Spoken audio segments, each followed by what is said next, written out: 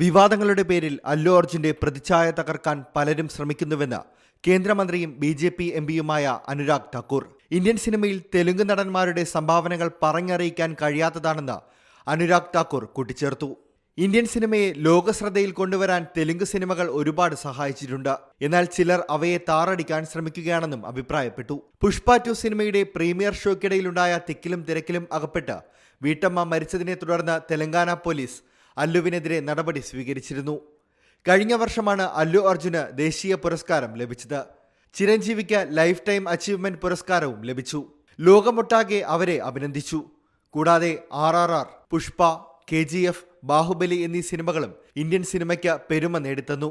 വിവാദങ്ങൾ സൃഷ്ടിക്കാതിരിക്കുക എന്നതാണ് കേന്ദ്രമന്ത്രിയുടെ അഭിപ്രായം. കോൺഗ്രസ് നേതാക്കളുടെയും MLAമാരുടെയും പ്രസ്താവനകൾ തെലങ്കാന സർക്കാരിന്റെ ഉദ്ദേശശുദ്ധിയെ ചോദ്യം ചെയ്യുന്നതാണെന്നും അനുരാഗ് ഠാക്കൂർ പ്രതികരിച്ചു. കഴിഞ്ഞ ദിവസം തെലങ്കാനയിലെ കോൺഗ്രസ് MLA ഭൂപതി റെഡ്ഡി അല്ലുവിന് ശക്തമായ താക്കീത് നൽകിയിരുന്നു.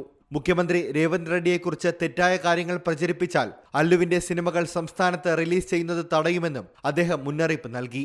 നിസാമാബാദിലെ ഒരു പൊതുപരിപാടിയിൽ വെച്ചാണ് MLA സംസാരിച്ചത്. നടൻ എന്ന നിലയിൽ അല്ലു അർജുൻ സ്വന്തം സ്ഥാനത്തെ ബഹുമാനിക്കണമെന്നും സിനിമയിൽ ശ്രദ്ധ കേന്ദ്രീകരിക്കണം എന്നും തങ്ങളുടെ മുഖ്യമന്ത്രിയെക്കുറിച്ച് ഇനിയൊന്നും സംസാരിക്കരുത് എന്നുമായിരുന്നു മുന്നറിയിപ്പ്. നിങ്ങൾ ആന്ധ്രയിൽ നിന്നുള്ള വ്യക്തിയാണ്, അതനുസരിച്ച് പെരുമാറണം. ഉപജീവനത്തിനാണ് ഇവിടെ നിങ്ങൾ വന്നിരിക്കുന്നത്.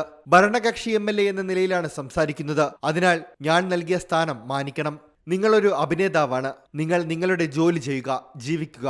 അല്ലു സ്വന്തം സ്വഭാവം മാറ്റിയില്ലെങ്കിൽ അഭിനയിച്ച സിനിമ പ്രദർശിപ്പിക്കാൻ പോലും കഴിയാത്ത അവസ്ഥ ഉണ്ടാകുമെന്നും ഭൂപതി റെഡ്ഡി പ്രതികരിച്ചു. ഇതിനെതിരെ വലിയ പ്രതിഷേധമാണ് സിനിമാ ആസ്വാദകർക്കിടയിൽ ഉണ്ടായിരിക്കുന്നത്. Entertainment desk, C Malayalam news. പുതിയ വാർത്തകളും വിശേഷങ്ങളും ഇനി വിരൽ തുമ്പിൽ. എല്ലാ ഡിജിറ്റൽ പ്ലാറ്റ്ഫോമുകളിലും ഇപ്പോൾ സി മലയാളം ന്യൂസ് ലഭ്യം.